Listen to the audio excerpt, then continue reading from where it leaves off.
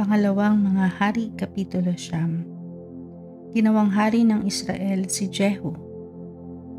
Samantala, tinawag ni Propeta Eliseo ang isa sa mga propeta at inutusan, "Magbihis ka, pumunta ka sa Ramoth Gilead at dalhin mo ang langis na ito. Pagdating doon, hanapin mo si Jehu na anak ni Jehoshaphat at apo ni Nimshi. Sabihin mong iwan muna niya ang kanyang mga kasamahan at isama mo siya sa isang silid.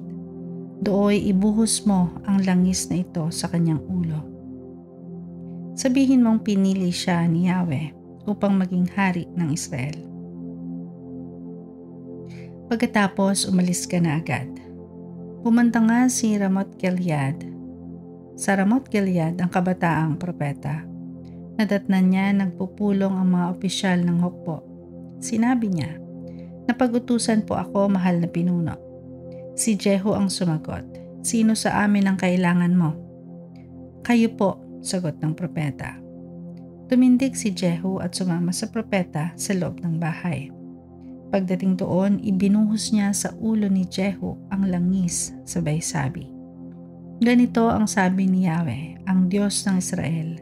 Pinubuhusan kita ngayon ng langis upang maging hari ng Israel na kanyang bayan. Papatayin mo ang iyong hari na anak ni Ahab upang maipaghiganti ko kay Jezebel ang aking mga propeta at ang lahat ng lingkod ni Yahweh na kanyang pinatay. Mauubos ang angkan ni Ahab at papatayin ko ang mga anak niyang lalaki sa Israel, maging alipin o malaya. Gagawin ko sa pamilya niya ang ginawa ko sa pamilya ni Jeroboam na anak ni Nebat at Baasa na anak ni Ahiyas. Si Jezebel ay talalapain ng mga aso sa kaparangan ng Jezreel at walang maglilibing sa kanya." Pagkasabi nito, dali-daling umalis ang kabataang propeta. Nang bumalik si Jehu sa kanyang mga kasamahan, tinanong siya ng mga ito, "Anong nangyari? Anong kailangan sa iyo ng lukulukong iyon?" Sinabi niya, "Alam na ninyo kung anong gusto ng lukulukong iyon." "Ano nga ang sinabi niya?" tanong nila. At sinabi niya, ganito ang sabi niya, "Inutusan ako ni Yahweh na buhusan kita ng langis upang ikay maging hari ng Israel." Pagkarinig nito ay dali-dali nilang inalis ang kanilang mga balabal at inilatag sa paanan ni Jehu. Hinipa nila ang trompeta at saka sumigaw, "Mabuhay si Jehu! Mabuhay ang hari!" Pinatay ni Jehu si Joram.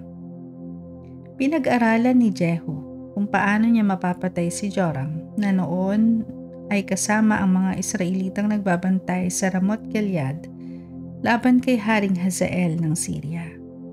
Si Haring Joram ay bumalik noon sa Jezreel upang ipagamot ang sugat na tinamo sa pakikipaglaban kay Haring Hazael at sa mga tauhan nito. Sinabi ni Jehu, "Kung talagang kakampi ko kayo, isa man sa kanila ay huwag ninyong pababayaang makapunta sa Jezreel upang ibalita ang nangyaring ito." Sumakay siya sa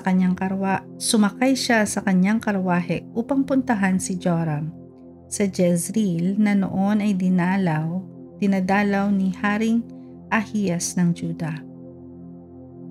Mula sa tori ng Jezreel, natanaw ng bantay ang pangkat ni Jehu. Sinabi niya, "May isang pangkat na dumarating." Sumagot si Joram, "Sabihin mong salubungin ng isa nating mga ngabayo at itanong kung mga kaibigan ba sila o mga kaaway." Kaya sinalubong sina Jehu ng isang mga ngabayo at sinabi, "Ipinapatanong po ng hari kung kayo'y kaibigan o kaaway." Sumagot si Jehu, "Kaibigan man o kaaway, wala akong pakialam. Sumunod ka na lang sa akin." Dahil dito, sinabi ng bantay, "Sinalubong na sila ng ating kawal ngunit paparating pa rin dito ang pangkat." Inutusan niyang muli ang isang mga ngabayo at ipinatanong kung kaibigan ba sila o kaaway. Sinabi ni Jehu, "Anong kaibigan o kaaway? Sumunod ka na lang sa akin." Sinabi uli ng bantay kay Joram, "Sinalubong na sila ng ating kawal ngunit paparating pa rin ang pangkat. Parang isang siraulo sa sobrang bilis ng pagpapatakbo ng karwahe ang kanilang pinuno. Parang si Jehu na anak ni Nimshi." Sinabi ni Joram, "Ihanda ninyo ang aking sasakyan." Dali-daling sumakay sina Joram at Ahaziyas at sinalubong ang pangkat ni Jehu. Nagkasalubong sila sa lupain ng Nabot.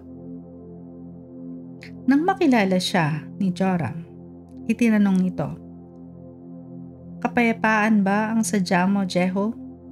Sumagot si Jehu, "Magkakaroon ba ng kapayapaan habang naglipa na ang pagsamba sa Diyos-Diyosan at pangkukulam na pinalaganap ng ina mong si Jezebel?"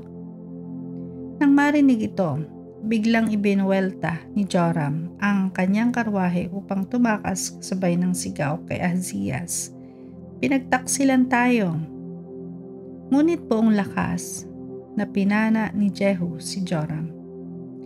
Tinamaan siya sa likod at tumagos ang palaso sa puso. Bumagsak si Joram sa loob ng karwahe. Sinabi ni Jehu sa kanyang katulong na si Bidkar, "Buhatin mo siya at ihagis sa lupa ni Nabot ng Jezreel."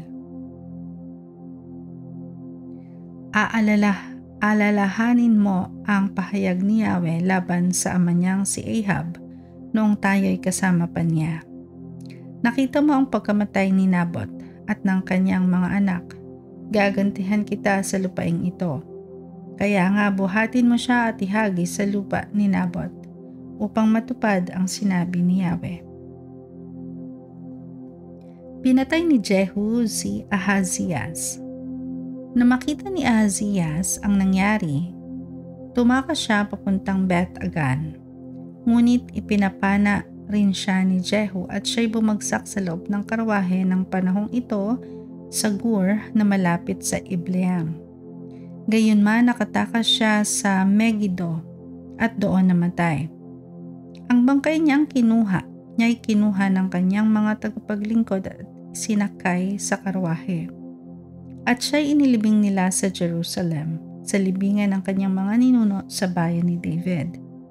Si Ahaziyas ay naging hari ng Juda noong 11 taon ng paghahari ni Joram sa Israel. Ang pagkamatay ni Jezebel. Bumalik si Jehu sa Jezreel at ito'y nabalitaan ni Jezebel. Kinulayan ni Jezebel ang kanyang mga mata. Inayos na mabuti ang buhok at tumungaw sa bintana ng palasyo. Nang makita niyang pumapasok si Jehu, itinanong niya, "Kapayapaan ba ang sadya mo, Zimri? Mamamatay ng sariling Panginoon?" Tumingala si Jehu at nagtanong, "Sino sa inyo riyan ang aking kakampi?" Nang dumungaw ang 2 o 3 eunuko, sinabi niya sa mga ito, "Ihulog ninyo ang babaeng iyan." Inuhulog nga nila si Jezebel. Nang ito'y bumagsak sa lupa, tumalamsik sa pader at sa mga kabayo ang kanyang dugo. At ang bangkay ay pinasagasaan niya sa karwahe. Pumasok si Jehu sa palasyo upang kumain at uminom. Maya-maya, sinabi niya, "Kunin ninyo ang isinumpang babaeng iyon at ilibing ninyo sapagkat anak di naman siya ng hari." Nang puntahan nila ang bangkay upang ilibing, wala na silang nadatnan kundi ang ulo, mga buto ng kamay at paa nito.